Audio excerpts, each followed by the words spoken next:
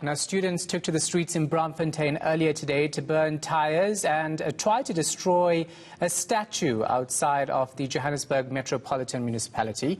Students say they're unable to register and obtain accommodation due to the lack of NSFAS funding. Slindelo Masikane is, of course, following the story for us. She joins us now live. So, Susli, another day of protests. What's happened today?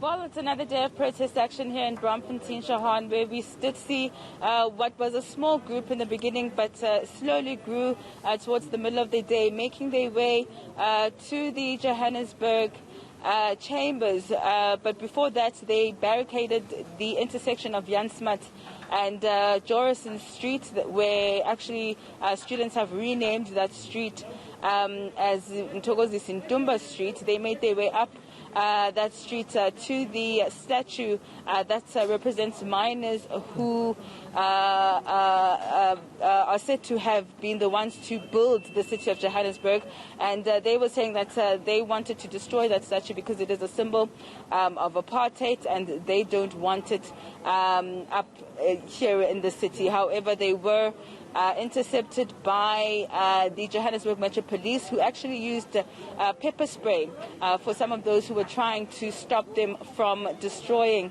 that statue. And they are reiterating rather their call for free education, Shahan, and they're saying that the issue of financial exclusion needs to be resolved as soon as possible. Let's just take a listen to what one of them had to say to me earlier. Are we saying their careers are not important? Are they saying that those who shape politics are not important? I think we need to realize the intersectionality. And for Zebulon Vilakazi, we are disappointed. We thought we were moving to intersectionality, having a black vice-chancellor.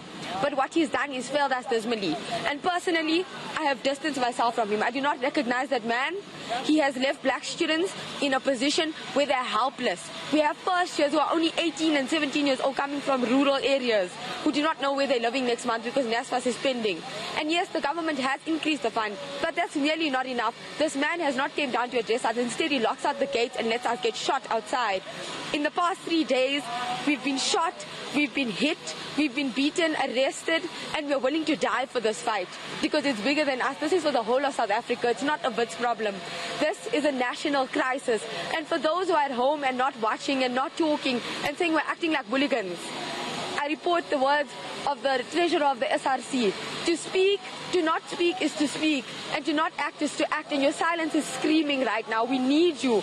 We need civil society. We need public support. We are calling upon you guys. We are crying to alleviate those from their poverty. We need emancipation. It is 2021. We cannot be saying you must go to a TVET or you must start working for someone because you are a black child.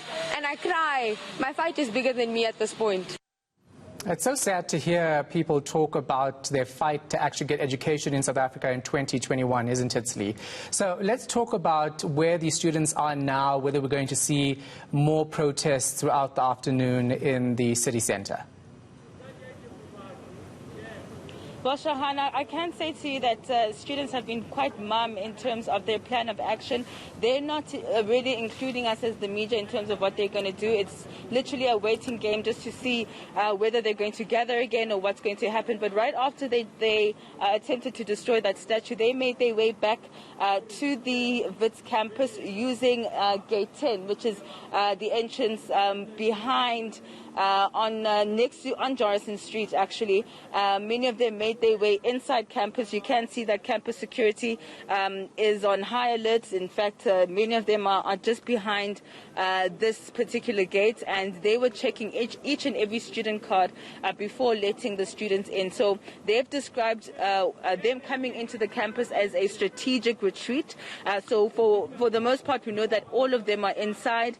And what is very interesting is that the Wits SRC president has alluded to the fact that there are some divisions that are being sown or that we are seeing right now, because many of the students that were protesting today were affiliated to the DA as well as the ANC.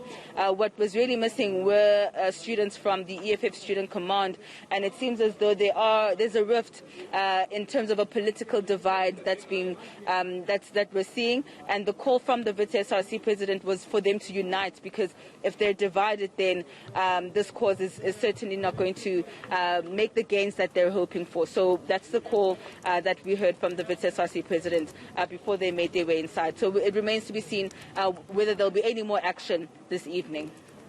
All right, thank you so much for that. We're going to leave it right there. Slindelo Masikane will give you updates on that story.